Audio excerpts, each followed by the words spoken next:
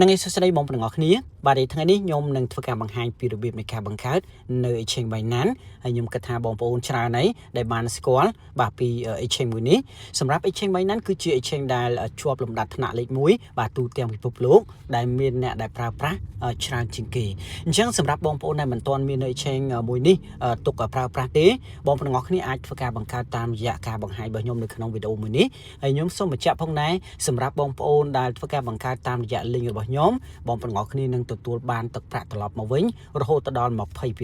20% នេះគឺទទួលបានរៀងរាល់ពេលដែលបងប្អូនទាំងអស់គ្នាធ្វើការទិញលក់បាទនៅក្នុង spot ឬក៏នៅក្នុង future តែឥឡូវកុំឲ្យខាតពេលយូរខ្ញុំនឹងធ្វើការបង្ហាញពីរបៀបនៃការបង្កើតតែម្ដងហ្នឹងហើយសម្រាប់បងប្អូនដែលចង់ធ្វើការបង្កើតបងប្អូនទាំងអស់គ្នាគ្រាន់តែចូលទៅខាងក្រោមនៃវីដេអូរបស់ខ្ញុំបាទហើយគ្រាន់តែចុចទៅលើចំណងជើងឬក៏ title នៃវីដេអូនេះមកឬក៏បងប្អូនទាំងអស់គ្នាបាទចុចចូលក្នុង comment នេះក៏បានដែរណាខ្ញុំនឹងធ្វើការដាក់ link ឲ្យដូចគ្នាតែឥឡូវខ្ញុំនឹងធ្វើការចុចទៅលើចំណងជើងតែម្ដងនៅពេលដែលបងប្អូនទាំងអស់គ្នាចុចទៅលើចំណងជើងនៃវីដេអូនេះហើយបងប្អូនទាំងអស់គ្នានឹងឃើញ link ហើយណានេះគឺជា link សម្រាប់បងប្អូនទាំងអស់គ្នាចុចដើម្បីធ្វើការបង្កើត account តែឥឡូវខ្ញុំចុចទៅលើ link ហ្នឹងនៅពេលដែលបងប្អូនទាំងអស់គ្នាចុចទៅលើ link ហ្នឹងហើយគឺយើងនឹងចូលមកកាន់ទម្រង់នៃការ create ហើយអញ្ចឹងដើម្បីធ្វើការបង្កើតនៅ Exchange មួយនេះគឺបងប្អូនទាំងអស់គ្នាត្រូវតែមាន email ជាមុនសិននៅពេលដែលបង្កើត Exchange Binance ហើយបងប្អូនទាំងអស់គ្នាក៏ត្រូវរៀបចំនៅប្រព័ន្ធសុវត្ថិភាពបន្ថែមខ្លះដែរដើម្បីឲ្យ Exchange របស់យើងហ្នឹងគឺកាន់តែមានសុវត្ថិភាពណាតែឥឡូវខ្ញុំនឹងធ្វើការដាក់នៅ email ជាមុនសិនណាហ្នឹងឥឡូវខ្ញុំបានធ្វើការបំពេញនៅ email រួចរាល់ហើយបន្ទាប់ពីបំពេញ email រួចរាល់យើងនឹងឃើញពាក្យថា register នៅខាងក្រោមណាយើងចុចទៅលើហ្នឹងមកអូខេអញ្ចឹងនៅពេលដែលយើងចុចលើពាក្យថា register បងប្អូនទាំងអស់គ្នានឹងឃើញកន្លែងនេះនេះគឺជាចំណុចមួយដែលបងប្អូនទាំងអស់គ្នាត្រូវចូលទៅកាន់ email របស់យើងដើម្បីយកនៅកូដដែលខាង Exchange Binance ផ្ញើចូលទៅកាន់ email របស់យើងអញ្ចឹងយើងគ្រាន់តែយកលេខកូដហ្នឹងយកមកបំពេញនៅត្រង់ចំណុចនេះតែឥឡូវបងប្អូនទាំងអស់គ្នាអាចចូលទៅកាន់ Gmail របស់យើងបាទឥឡូវយើងចុចទៅលើ Gmail របស់យើងបន្ទាប់ពីយើងចូលមកកាន់ Gmail របស់យើងបងប្អូនទាំងអស់គ្នានឹងឃើញប្រអប់សារមួយហើយណាបាទនេះយើងចុចទៅលើប្រអប់សារហ្នឹងមកបន្ទាប់ពីយើងចុចទៅលើប្រអប់សារហ្នឹងមកគឺបងប្អូនទាំងអស់គ្នានឹងឃើញនេះគឺជាកូដណាបងប្អូនទាំងអស់គ្នាគ្រាន់តែយកម្រាមដៃសកត់កន្លែងហ្នឹងមកអូខេនេះហើយយើងនឹងឃើញពាក្យ copy បងប្អូនទាំងអស់គ្នាអាចធ្វើការចម្លងម្ដងមួយក៏បានដែរនៅត្រង់ចំណុចនេះវាមិនជាបញ្ហាឡើយតែឥឡូវយើងចូលមកកាន់កន្លែងដែលយើងធ្វើការ create នេះវិញណាអូខេនៅពេលដែលយើងចូលមកដល់ចំណុចហ្នឹងហើយបងប្អូនទាំងអស់គ្នាគ្រាន់តែធ្វើការផាសនៅ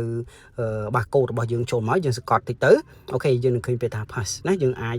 ចុចទៅលើ pass ហ្នឹងមកហ្នឹងហើយបងប្អូនទាំងអស់គ្នានៅពេលដែលយើងផាសបញ្ចូលរួចរាល់បងប្អូនទាំងអស់គ្នានឹងចូលមកកាន់ចំណុចនេះតែម្ដងនេះគឺជាចំណុចដែលបងប្អូនទាំងអស់គ្នាត្រូវតែធ្វើការ create នៅ password តែម្ដងសម្រាប់ password គឺដើរតួសំខាន់មែនទែនដែលបងប្អូនទាំងអស់គ្នាត្រូវតែធ្វើការដាក់ហើយយើងធ្វើការដាក់ដោយមានការចងចាំនៃខ្លួនឯងដោយការដាក់យើងត្រូវតែឥឡូវខ្ញុំឧទាហរណ៍តែម្ដងណាខ្ញុំឧទាហរណ៍ថាដាក់ new បាទតារាអូខេអញ្ចឹងខ្ញុំដាក់1 2 3 4 5អីចឹងទៅណាបាទនេះបងប្អូនទាំងអស់គ្នានេះនៅពេលដែលយើងធ្វើការបាទបង្កើតនៅ password ត្រឹមត្រូវគឺយើងនឹងឃើញសញ្ញាគ្រីសចំនួន3នៅខាงក្រោមនេះអញ្ចឹងខ្ញុំចុចកន្លែងភ្នែកនេះបើកឲ្យបងប្អូនទាំងអស់គ្នាមើលណាបាទហើយយើងផ្ដើមអក្សរធំលាយអក្សរទូចឬក៏លាយនៅសញ្ញាផ្សេងណាតែឥឡូវនៅពេលដែលយើងធ្វើការ create នៅ password នឹងរួចរាល់យើងគ្រាន់តែចុចទៅលើប៊ូតុន continue ខ្ញុំសូមបញ្ជាក់ឡើងវិញម្ដងទៀតបងប្អូនទាំងអស់គ្នាត្រូវតែចងចាំនៅ password និង email ដែលយើងបានធ្វើការ create នេះបាទទោះបីជាពេលនេះយើងមិនទាន់មានតម្រូវការក្នុងការប្រើប្រាស់ប៉ុន្តែបងប្អូនទាំងអស់គ្នាត្រូវតែរក្សានៅ account របស់យើងឲ្យបានសុវត្ថិភាពសិនព្រោះពេលតិចទៀតទៅមិនប្រកាសថាយើងមិនប្រើប្រាស់ឡើយណាព្រោះ Exchange មួយគឺយើងអាចធ្វើការបង្កើតបានតែម្ដងប៉ុណ្ណោះបងប្អូនទាំងអស់គ្នាមិនអាចធ្វើការ create account ចំនួន2សម្រាប់មនុស្សម្នាក់បានឡើយតោះឥឡូវខ្ញុំនឹងចុចទៅលើប៊ូតុន continue ណាចុចទៅលើ continue បន្ទាប់ពីយើងចុចទៅលើប៊ូតុន continue បងប្អូនទាំងអស់គ្នានឹងទទួលបានជោគជ័យតែម្ដងបងប្អូនទាំងអស់គ្នាអាចកលេចមកមើលត្រង់ចំណុចនេះបងប្អូនទាំងអស់គ្នានឹងទទួលបានបាទទឹកប្រាក់ត្រឡប់មកវិញរហូតដល់ 20% ឯណោះហ្នឹងហើយបន្ទាប់ពីបងប្អូនទាំងអស់គ្នាចូលមកដល់ចំណុចនេះយើងអាចចុចទៅលើប៊ូតុន next ក៏បានឬក៏បងប្អូនទាំងអស់គ្នាអាចចូលទៅធ្វើការ download ក៏បានដែរហ្នឹងហើយនៅពេលដែលយើងចុចកន្លែងហ្នឹងហើយនេះបងប្អូនទាំងអស់គ្នានឹងឃើញកន្លែងនេះដោយសារតែទូរស័ព្ទដៃរបស់ខ្ញុំគឺប្រភេទ iOS គឺយើងនឹងឃើញនេះបាទគេដាក់ថា iOS download ទេប៉ុន្តែសម្រាប់បងប្អូនទាំងអស់គ្នាដែលប្រើប្រាស់ទូរស័ព្ទដៃ Android ប្រហែលជាកន្លែងហ្នឹងយើងនឹងឃើញបាទ Play Store អូខេអញ្ចឹងมันជាបញ្ហាឡើយបងប្អូនទាំងអស់គ្នាគ្រាន់តែចុចទៅលើបាទ download ហ្នឹងមកបន្ទាប់មកបងប្អូនទាំងអស់គ្នានឹងឃើញហើយណាបាទយើងនឹងឃើញ Exchange របស់យើងតែម្ដងបាទដោយសារតែខ្ញុំមាន Exchange មួយនេះគឺរួចរាល់ហើយអញ្ចឹងបងប្អូនទាំងអស់គ្នាគ្រាន់តែចុច download មកណាឬក៏បងប្អូនទាំងអស់គ្នាមិនជាបញ្ហាទេបើសិនជាអត់ឃើញអញ្ចឹងយើងអាចចូលមកកាន់ Play Store ក៏បានដែរណាយើងគ្រាន់តែ search បាទចុច search កន្លែងនេះហើយយើង search មកយើង search ពាក្យថា Binance ណា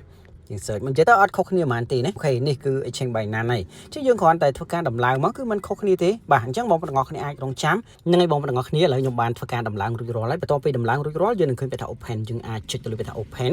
បន្ទាប់ពីយើងចុចទៅលើពាក្យថា open យើងនឹងឃើញពាក្យថា hello យើងអាចចុចទៅលើនឹងមកអូខេអញ្ចឹងកន្លែងនេះគឺយើងនឹងឃើញ2ណាទៅបងប្អូនទាំងអស់គ្នាខ្ញុំគិតថាសម្រាប់បងប្អូនដែលថ្មីយើងអាចយកនៅខាងលើតែម្ដងទៅណាគឺ new crypto តោះឥឡូវខ្ញុំចុចខាងលើនឹងដែរបន្ទាប់មកគឺយើងនឹងចូលមកដល់ចំណុចនេះនៅពេលដែលយើងចូលមកដល់ចំណុចនេះហើយបងប្អូនទាំងអស់គ្នាកន្លែងនេះគឺជាកន្លែងដែលយើងត្រូវធ្វើការ register តែប៉ុណ្ណោះដោយសារតែយើងបានធ្វើការ create រួចរាល់ហើយយើងគ្រាន់តែធ្វើការ log in ចូលទៅក្នុង account របស់យើងតែប៉ុណ្ណោះអញ្ចឹងដើម្បីធ្វើការ log in ចូលបងប្អូនទាំងអស់គ្នាកន្លែងមកមើលខាងក្រោមនេះយើងនឹងឃើញពាក្យថា log in យើងចុចទៅលើពាក្យថា log in អូខេនៅពេលដែលយើងចុចទៅលើពាក្យថា log in បងប្អូនទាំងអស់គ្នានឹងឃើញកន្លែងនេះគឺជាកន្លែងដែលយើងត្រូវធ្វើការបំពេញនៅ email របស់យើងសម្រាប់ email ដូចខ្ញុំបានបញ្ជាក់នៅខាងដើមនៃវីដេអូអញ្ចឹងបាទគឺជា email មួយទៀតគឺជា password ដែលបងប្អូនទាំងអស់គ្នាត្រូវតែចងចាំអញ្ចឹងខ្ញុំធ្វើការបំពេញឥឡូវខ្ញុំបានធ្វើការបំពេញរួចរាល់បន្ទាប់ពីបំពេញរួចរាល់យើងនឹងឃើញពាក្យថា log in អញ្ចឹងយើងចុចទៅលើពាក្យថា log in បន្ទាប់ពីយើងធ្វើការចុចទៅលើពាក្យថា log in ហើយបងប្អូនទាំងអស់គ្នាគឺយើងមកដល់ចំណុចដែលយើងត្រូវធ្វើការបំពេញនៅ password តោះឥឡូវខ្ញុំនឹងធ្វើការបំពេញសម្រាប់ password ក៏ខ្ញុំបានធ្វើការបំពេញរួចរាល់ដែរបន្ទាប់មកយើងគ្រាន់តែចុចទៅលើពាក្យថា continue ណាយើងចុចទៅលើពាក្យថា continue បន្ទាប់ពីយើងចុចទៅលើ continue គឺយើងនឹងទទួលបានបាទនៅលេខកូដចំនួន6ខ្ទង់ដែលបានផ្ញើចូលទៅកាន់ email របស់យើងអញ្ចឹងយើងចូលទៅកាន់ Gmail របស់យើងម្ដងទៀតណាដោយសារតែ email របស់ខ្ញុំគឺខ្ញុំបានធ្វើការដាក់នៅក្នុងទូរស័ព្ទដៃមួយទៀតណានេះគ្រាន់តែជាការឧទាហរណ៍ទេបងប្អូនទាំងអស់គ្នាអាចចុចទៅលើបាទ Gmail បន្ទាប់មកបងប្អូនទាំងអស់គ្នានឹងឃើញសារទៀតដែលខាង Binance ផ្ញើមកហើយណាអញ្ចឹងបងប្អូនទាំងអស់គ្នាគ្រាន់តែចុចទៅលើប្រអប់សារហ្នឹងមកគឺយើងនឹងឃើញកូដណាឃើញកូដដែល Binance ផ្ញើមកហើយអញ្ចឹងយើងគ្រាន់តែ copy ដដែលទៅណាអូខេអញ្ចឹងខ្ញុំនឹងចូលមកធ្វើការដាក់សិនបាទអញ្ចឹងកន្លែងនេះគឺយើងគ្រាន់តែដាក់នៅកូដចូលមកបាទគឺយើងនឹង log in ចូលទៅកាន់ account របស់យើងហើយបាទហ្នឹងហើយបងប្អូនទាំងអស់គ្នាឥឡូវនេះគឺយើងនឹងចូលមកកាន់ exchange របស់យើងហើយណាប៉ុន្តែប៉ុណ្ណេះមិនទាន់ទទួលបានជោគជ័យទេដើម្បីឲ្យទទួលបានជោគជ័យគឺបងប្អូនទាំងអស់គ្នាត្រូវតែធ្វើការ verify នៅ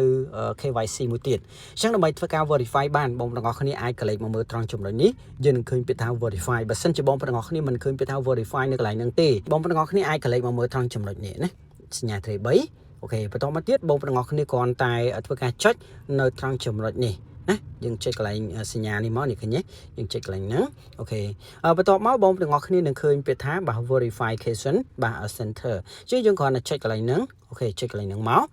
កបន្ទាប់ពីចុចកន្លែងហ្នឹងគឺបងប្អូនទាំងអស់គ្នានឹងចូលមកដល់ចំណុចដែលយើងត្រូវធ្វើការបំពេញតែម្ដងបងប្អូនទាំងអស់គ្នាអាចកលេចមកមើលត្រង់ចំណុចនេះកន្លែងនេះគឺជាប់នៅទីតាំងប្រទេសកម្ពុជារបស់យើងហើយបើសិនជាបងប្អូនទាំងអស់គ្នានៅប្រទេសផ្សេងគឺវានឹងលោតទីតាំងនៅក្នុងប្រទេសនោះហើយដែលបងប្អូនទាំងអស់គ្នារស់នៅណាអ្វីដែលសំខាន់គឺបងប្អូនទាំងអស់គ្នាអាចកលេចមកមើលខាងក្រោមនេះហើយយើងអាចធ្វើការ verify ដោយប្រើបាទជាមួយនឹងអត្តសញ្ញាណប័ណ្ណបានបើកបរ passport ឬក៏សៀវភៅគ្រួសារជាដើមនៅក្នុងនេះគេនឹងធ្វើការ recommend បាទជាមួយនឹងអត្តសញ្ញាណប័ណ្ណហើយនឹងសៀវភៅគ្រួសារជាដើមបើសិនជាបងប្អូនទាំងអស់គ្នាមាននៅប័ណ្ណបើកបរឬក៏ passport ក៏យើងអាចធ្វើការ verify បានដែរគ្រាន់តែថានៅក្នុងនេះគេ recommend បាទជាមួយនឹងអត្តសញ្ញាណប័ណ្ណឬក៏សៀវភៅគ្រួសារតើឥឡូវបើសិនជាយើងមានអត្តសញ្ញាណប័ណ្ណហើយយើងយកខាងលើហើយបន្តមកយើងចុចទៅលើប៊ូតា continue ណានៅពេលដែលយើងចុចទៅលើ continue បងប្អូនទាំងអស់គ្នានឹងឃើញពីរទម្រង់ដែលបងប្អូនទាំងអស់គ្នាឃើញនៅត្រង់ចំណុចនេះទីមួយគឺយើងត្រូវធ្វើការចុចខាងលើបើសិនជាយើងយកខាងលើមានន័យថាយើងនឹងថតអត្តសញ្ញាណប័ណ្ណផ្ទាល់នៅពេលដែលយើងចង់ធ្វើការ verify ហើយគឺយើងកលេចមកមើលខាងក្រោមគឺយើងនឹងឃើញពីថា upload photo អញ្ចឹងនៅខាងក្រោមនេះមានន័យថាបងប្អូនទាំងអស់គ្នាត្រូវតែធ្វើការថតនៅអត្តសញ្ញាណប័ណ្ណរបស់យើងឲ្យបាន2សន្លឹកដោយសន្លឹកទី1គឺយើងត្រូវធ្វើការថតនៅផ្ទៃខាងមុខសន្លឹកទី2គឺយើងនឹងធ្វើការថតអត្តសញ្ញាណប័ណ្ណរបស់យើងនៅផ្ទៃខាងក្រោយបើសិនជាបងប្អូនទាំងអស់គ្នាជ្រើសរើសទៅគិតថាមួយណាល្អសម្រាប់បងប្អូនទាំងអស់គ្នាបងប្អូនទាំងអស់គ្នាអាចរើសមួយនឹងទៅប៉ុន្តែបើសម្រាប់ខ្ញុំនឹងបញ្ជាក់ថាបងប្អូនទាំងអស់គ្នាគួរតែថតអត្តសញ្ញាណប័ណ្ណរបស់យើងឲ្យរួចរាល់ជាមុនសិនបាទឲ្យបាន2សន្លឹកសិនទៅហើយសម្រាប់ការថតបងប្អូនទាំងអស់គ្នាអាចទៅរកកន្លែងដែលមានពន្លឺគ្រប់គ្រាន់ទៅណាដើម្បីធ្វើការថតធ្វើម៉េចបាទថតឲ្យបានស្អាតកុំឲ្យបញ្ឆិតកុំឲ្យនិយាយទៅគឺថតឲ្យបានត្រង់តែម្ដងណាអូខេអញ្ចឹងឥឡូវខ្ញុំនឹងយកពាក្យថា upload ខាងក្រោមនេះហើយបន្តមកបងប្អូនទាំងអស់គ្នានឹងឃើញពាក្យថា continue យើងចុចទៅលើពាក្យថា continue បន្តមកយើងនឹងចូលមកកន្លែងដែលយើងអាចធ្វើការ upload បានហើយអញ្ចឹងខាងលើនេះគឺយើងត្រូវធ្វើការ upload នៅអត្តសញ្ញាណប័ណ្ណរបស់យើងផ្ទៃខាងមុខខាងក្រោមគឺយើងត្រូវធ្វើការ upload អត្តសញ្ញាណប័ណ្ណរបស់យើងនៅផ្ទៃខាងក្រោយតឥឡូវខ្ញុំចុច កន្លែងនេះមកអូខេបន្តមកយើងត្រូវធ្វើការរើសទៅលើរូបអត្តសញ្ញាណប័ណ្ណរបស់យើងមួយអញ្ចឹងខ្ញុំចុចកន្លែងនេះបងប្អូនទាំងអស់គ្នាធ្វើការជ្រើសរើសឲ្យបានត្រឹមត្រូវបាទហើយបន្តមកទៀតយើងអាចរងចាំកន្លែងនេះឲ្យវាបាទឥឡូវជាប់ហើយណាកន្លែងនេះខ្ញុំសូមបញ្ជាក់បន្តិចដោយសារតែអត្តសញ្ញាណប័ណ្ណរបស់ខ្ញុំគឺខ្ញុំបានធ្វើការអាប់ឡូតទៅលើ account របស់ខ្ញុំអីខ្ញុំមិនអាចយកអត្តសញ្ញាណប័ណ្ណរបស់ខ្ញុំពីមុនហ្នឹងយកមកធ្វើការអាប់ឡូតម្ដងទៀតឬក៏ធ្វើការ verify ម្ដងទៀតបានឡើយណាបាទអញ្ចឹងបងប្អូនទាំងអស់គ្នាសម្រាប់ exchange នីមួយៗនៅពេលដែលយើងធ្វើការបង្កើតគឺយើងសម្រាប់មនុស្សម្នាក់គឺយើងបង្កើតបានតែម្ដងប៉ុណ្ណោះយើងមិនអាចបង្កើតបានពី3 account សម្រាប់មនុស្សម្នាក់ឡើយណាអញ្ចឹងសម្រាប់ការបង្កើតបងប្អូនទាំងអស់គ្នាត្រូវធ្វើការព្រឹកព្រៀងឲ្យបានខ្លាំងបន្តិចបាទត្រូវចងចាំ email និង password របស់យើងឲ្យបានច្បាស់អញ្ចឹងណាអូខេអញ្ចឹងបងប្អូនទាំងអស់គ្នាអាចចុចខាងក្រោមបាទដើម្បីធ្វើការ upload បន្ថែមបាទអញ្ចឹងខ្ញុំនឹងធ្វើការយកនេះគ្រាន់តែជាការឧទាហរណ៍តែប៉ុណ្ណោះណាបាទហើយបងប្អូនទាំងអស់គ្នាអាចធ្វើឲ្យបានត្រឹមត្រូវជាងការបង្ហាញរបស់ខ្ញុំតិចនៅត្រង់ចំណុចការ verify តោះឥឡូវរួចរាល់ហើយបន្តមកយើងគ្រាន់តែចុចទៅលើពាក្យថាបាទ continue បាទយើងចុចទៅលើ continue បន្ទាប់ពីយើងចុចទៅលើ continue បងប្អូនទាំងអស់គ្នានឹងឃើញកន្លែងនេះណាបើសិនជាបងប្អូនទាំងអស់គ្នាគិតថាការ upload របស់យើងនេះវាមិនទាន់ត្រឹមត្រូវទេបងប្អូនទាំងអស់គ្នាអាចចុចខាងលើប៉ុន្តែបើសិនជាយើងគិតថាអូប៉ុណ្ណឹងយើងអាចទទួលយកបានក្នុងការ upload ទៅហើយយើងយកពាក្យថា continue នៅខាងក្រោមណាយកខាងក្រោមអូខេអញ្ចឹងបន្តមកបងប្អូនទាំងអស់គ្នានេះគឺជាកន្លែងដែលយើងត្រូវធ្វើការ scan នៅផ្ទៃមុខរបស់យើងអញ្ចឹងការ scan ផ្ទៃមុខនេះគឺដើរតួសំខាន់ណាបងប្អូនទាំងអស់គ្នាត្រូវទៅរកកន្លែងដែលមានពន្លឺគ្រប់គ្រាន់ដើម្បីធ្វើការ scan បើសិនជាបងប្អូនទាំងអស់គ្នានៅកន្លែងដែលមិនអាចចាប់មុខរបស់យើងបានត្រឹមត្រូវទេអញ្ចឹងការ verify របស់យើងក៏មិនទទួលបានជោគជ័យដែរអញ្ចឹងកន្លែងនេះយើងគ្រាន់តែចុចទៅលើថា continue តបមកបងប្អូនទាំងអស់គ្នានេះបាទខ្ញុំសូមបិទបាំងមុខខ្ញុំបន្តិចណាដោយសារតែកន្លែងនេះគឺបងប្អូនទាំងអស់គ្នាគ្រាន់តែដាក់ផ្ទៃមុខរបស់យើងឲ្យចំបាទនិយាយទៅឲ្យចំកណ្ដាលនៃរូបភាពដែលគេបានដាក់មកអញ្ចឹងទៅនេះគឺជារូបនៃការបង្ហាញរបស់គេឲ្យយើងធ្វើការដាក់មុខរបស់យើងឲ្យត្រូវបាទជាមួយនឹងចំណុចហ្នឹងណាបាទនៅពេលដែលត្រូវចំណុចហ្នឹងហើយវានឹងលោតសញ្ញាពណ៌រៀងត្រួយចេកបាទនៅត្រង់ចំណុចនេះគឺវានឹងជាប់ហើយបងប្អូនទាំងអស់គ្នាប្រហែលជាបានឃើញហ្នឹងមិញមែនទេបាទគឺយើងធ្វើការដាក់ផ្ទៃមុខរបស់យើងឲ្យត្រូវជាមួយនឹងរូបភាពរបស់គេមិញហ្នឹងគឺវានឹងលោតបាទសញ្ញាពណ៌យើងទួយចេកនៅពេលដែលយើងធ្វើការ scan ទទួលបានជោគជ័យហើយគឺយើងនឹងចូលមកដល់ចំណុចនេះបន្ថែមនេះគឺជាចំណុចមួយដែលយើងត្រូវធ្វើការបំពេញនៅព័ត៌មានបន្ថែមអញ្ចឹងខាងលើនេះបងប្អូនទាំងអស់គ្នានឹងឃើញបាទគឺទីតាំងនៅប្រទេសកម្ពុជារបស់យើងបើសិនជាបងប្អូនទាំងអស់គ្នារស់នៅក្នុងប្រទេសផ្សេង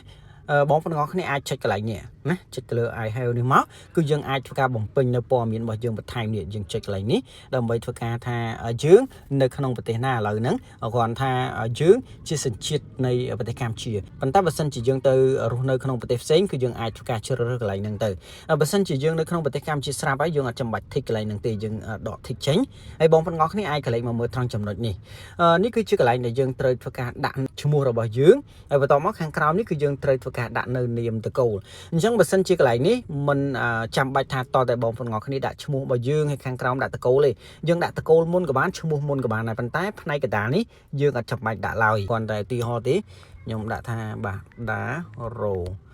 ហើយខាងក្រោមនេះខ្ញុំដាក់ថាសវណ្ណបងប្អូនទាំងអស់គ្នាត្រូវធ្វើការបំពេញឲ្យបានត្រឹមត្រូវបាទបានត្រឹមត្រូវជាមួយនឹងអត្តសញ្ញាណប័ណ្ណរបស់យើងមិនមែនចេះតែដាក់ទេកន្លែងនេះខ្ញុំសូមបញ្ជាក់ឡើងវិញមិនមែនចេះតែដាក់ទេណាបាទគឺដាក់ឲ្យត្រូវជាមួយនឹងអត្តសញ្ញាណប័ណ្ណរបស់យើងហើយបន្ទាប់មកគឺយើងកន្លែងមកមើលខាងក្រោមគឺជាថ្ងៃខែឆ្នាំកំណើតកន្លែងនេះគឺជាឆ្នាំបាទខែហើយនឹងថ្ងៃអញ្ចឹងឧទាហរណ៍ថាចេះខ្ញុំដាក់1992ណានេះគឺខ្ញុំអ្នកដាក់ខ្លួនឯងទេគ្រាន់តែជាការឧទាហរណ៍ឯងប៉ុន្តែបងប្អូនទាំងអស់គ្នាត្រូវតែដាក់ឲ្យត្រូវជាមួយនឹងអត្តសញ្ញាណប័ណ្ណអញ្ចឹងឧទាហរណ៍ថាថ្ងៃទី10បាទ12បាទថ្ងៃនេះខែ12ខ្ញុំដាក់ថាថ្ងៃទី12នេះគ្រាន់តែជាការឧទាហរណ៍នៅពេលដែលយើងធ្វើការបំពេញរួចរាល់កន្លែងនេះគឺជោគជ័យយើងកន្លែងមកមើលខាងក្រោមគឺយើងត្រូវធ្វើការបំពេញនៅទីតាំងកន្លែងដែលយើងរស់នៅហើយទីតាំងនេះគឺជាទីតាំងដែលជាប់នៅក្នុងអត្តសញ្ញាណប័ណ្ណរបស់យើងកន្លែងនេះគឺយើងត្រូវបំពេញជាអក្សរឡាតាំងបើសិនជាបងប្អូនទាំងអស់គ្នាអត់ចេះទេតោះខ្ញុំសូមធ្វើការបង្ហាញបងប្អូនទាំងអស់គ្នាអាចចូលមកកាន់ Google Translate នេះយើងចូលមកកាន់ Google Translate បន្ទាប់មកបងប្អូនទាំងអស់គ្នាចុចកន្លែងនេះដើម្បីធ្វើការផ្លាស់ប្ដូរឲ្យកន្លែងនេះទៅជាភាសាខ្មែរកន្លែងនេះអង់គ្លេសអញ្ចឹងយើងចុចកន្លែងនេះមកអូខេយើងធ្វើការសរសេរឥឡូវទៅថាបងប្អូនទាំងអស់គ្នានៅភូមិអីឃុំអីគឺយើងត្រូវមើលទៅលើអត្តសញ្ញាណប័ណ្ណរបស់យើងបាទគឺយើងនឹងឃើញភូមិឃុំស្រុកខណ្ឌអីអញ្ចឹងនេះគឺគ្រាន់តែជាការឧទាហរណ៍របស់ខ្ញុំទេអញ្ចឹងឧទាហរណ៍ថាខ្ញុំរស់នៅភូមិព្រៃបឹងអូខេព្រៃបឹងអញ្ចឹងយើងត្រូវការចុចដាក់សញ្ញានេះមួយអូខេគឺមួយយើងស្វែងមកដកទីមកអូខេអញ្ចឹងបន្ទូអូខេបន្ទូក៏ឲ្យយើងដាក់យ៉ាងទៅមកហើយបាទខ្ញុំដាក់ណាបាទអូខេនេះគ្រាន់តែការទីហោបងប្អូនទាំងពីព័ត៌មានបានច្បាស់លាស់ដើម្បីកុំឲ្យមានបញ្ហាដល់ exchange របស់យើងអូខេអញ្ចឹងនេះខ្ញុំដាក់មកអូខេភ្នំពេញ អូខេអញ្ចឹងនេះគឺជាការបំពេញព័ត៌មាននៅពេលដែលយើងធ្វើការបំពេញជាភាសាខ្មែរគឺយើងនឹងឃើញជាភាសាអង់គ្លេសឬក៏អក្សរឡាតាំងនៅខាងក្រោមអញ្ចឹងយើងគ្រាន់តែយកម្រាមដៃចុចកន្លែងនេះណាចុចកន្លែងហ្នឹងដើម្បី copy អញ្ចឹងយើងចេញពីកន្លែងហ្នឹងយើងចូលមកកាន់ exchange របស់យើងវិញហើយយើងគ្រាន់តែធ្វើការបំពេញយើងគ្រាន់តែមិនយើង copy ហើយអីអញ្ចឹងយើងគ្រាន់តែផាសបញ្ចូលមកអូខេពេលយើងបំពេញព័ត៌មាននៅត្រង់ចំណុចនេះរួចរាល់បន្តមកយើងអាចអស់ឡើងលើបន្តិចយើងនឹងឃើញពាក្យថា postal code អញ្ចឹងយើងចុចកន្លែងហ្នឹងយើងដាក់12000តែម្ដងទៅណា12000បន្ទាប់មកខ្ញុំចុចទៅលើ done បន្ទាប់ពីយើងបំពេញព័ត៌មាននៅត្រង់ចំណុចនេះរួចរាល់យើងចុចទៅលើថា continue អូខេបន្ទាប់មកបងប្អូនទាំងអស់គ្នានឹងចូលមកកន្លែងនេះចូលមកកន្លែងនេះបងប្អូនទាំងអស់គ្នាយកមួយណាក៏បានដែរយើងជាសិស្សយើងមានការងារធ្វើហើយឬក៏មិនអីក៏បានដែរណាអញ្ចឹងឧទាហរណ៍ថាខ្ញុំយកកន្លែងនេះហើយបន្ទាប់មកខ្ញុំចុចទៅលើថា continue បន្ទាប់មកកន្លែងនេះគឺយើងត្រូវធ្វើការជ្រើសរើសដែរយើងចុចកន្លែងនេះមកអូខេបន្ទាប់មកខ្ញុំនឹងធ្វើការយកកន្លែងណាសំខាន់គឺបងប្អូនទាំងអស់គ្នាគិតមើលខ្លួនឯងបាទអញ្ចឹងខ្ញុំយកកន្លែងនេះហើយខ្ញុំចុចទៅលើប៊ូតា continue បន្ទាប់មកទៀតបងប្អូនទាំងអស់គ្នាបាទឥឡូវនេះគឺ KYC របស់យើងគឺកំពុងតែ under review ហើយកន្លែងនេះគឺយើងត្រូវចុចទៅលើ set up បន្ថែមទៀតមកដើម្បីបំពេញព័ត៌មានតិចទៀតណាកន្លែងនេះគឺជាចំណុចដែលសំខាន់ដែល exchange គឺទៅតែ update បាទកន្លែងនេះគឺចង់ដឹងថាតើក្នុងមួយឆ្នាំយើងអាចធ្វើការដាក់លុយចូលទៅកាន់ exchange នឹងចំនួនប្រមាណអីចឹងណាអញ្ចឹងយើងចុចកន្លែងហ្នឹងមកបាទហើយយើងយកកុំយកច្រើនពេកយើងយកត្រឹមប៉ុណ្នេះមកដើម្បីកុំឲ្យគេទាមទារព័ត៌មានច្រើនបើសិនជាកន្លែងហ្នឹងអត់ជោគជ័យចាំយើងផ្លាស់ប្ដូរណាបន្ទាប់មកកន្លែងនេះយើងចុចម្ដងទៀតមកអូខេបន្ទាប់មកថាតើលុយដែលយើងដាក់ចូលហ្នឹងគឺយើងទទួលបានពីណាមកណាអូខេអញ្ចឹងខ្ញុំគិតថាជាប្រាក់ខែទេចោះយើងយកខាងលើតែម្ដងអូខេបន្ទាប់មកបងប្អូនទាំងអស់គ្នារើសបន្ថែមយើងរើសមួយណាក៏បានដែរគាត់ខ្ញុំគិតថាជាប្រាក់ខែទេចោះអញ្ចឹងខ្ញុំចុចទៅលើនេះមកបាទ continue អូខេអញ្ចឹងបងប្អូនទាំងអស់គ្នាឥឡូវនេះក៏ under review ដែរយើងត្រូវរងចាំរយៈពេល15នាទីណាដើម្បីឲ្យគេ review ថាតើព័ត៌មានដែលយើងបានបំពេញហ្នឹងគឺវាត្រឹមត្រូវដែរឬក៏អត់អូខេតោះឥឡូវខ្ញុំចុចទៅលើ go បាទ to home page នឹងអញ្ចឹងដើម្បីដឹងថាតើការបង្កើតរបស់យើងហ្នឹងជោគជ័យហើយឬក៏នៅបងប្អូនទាំងអស់គ្នាអាចចូលមកកន្លែងនេះបាទចូលមកកន្លែង home អូខេបន្ទាប់មកបងប្អូនទាំងអស់គ្នាគ្រាន់តែចុចទៅលើសញ្ញា tray នេះមកហើយបន្ទាប់មកបងប្អូនទាំងអស់គ្នានឹងឃើញថា verify នេះគឺ load ពណ៌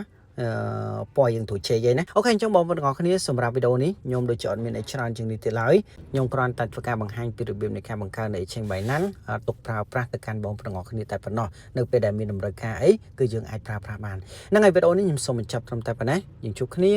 នៅក្នុងវីដេអូក្រោយបន្តទៀតបាទ